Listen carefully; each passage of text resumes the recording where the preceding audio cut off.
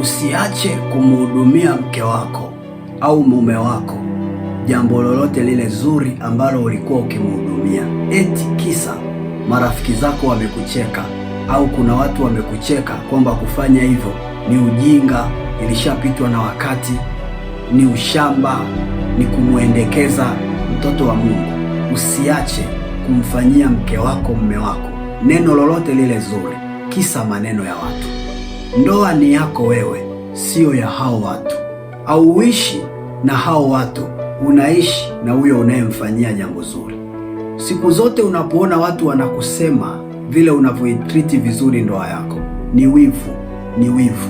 Usiwasikilize. Hebu ongeza zaidi, koleza hilo penzi, koleza raha ya hiyo ndoa hadi mwenzako akufurahie daima. Mpendwa, ukiwa kwenye ndoa, tenda wema na wewe mtendee mwenzako wema. Hiyo ndiyo raha ya ndoa. Ninaomba Mungu Baba Mwenyezi katika uweza wa nguvu tendaji ya Roho Mtakatifu abariki ndoa yako, abariki familia yako, katika jina la Baba, Mwana na Roho Mtakatifu. Sema amen.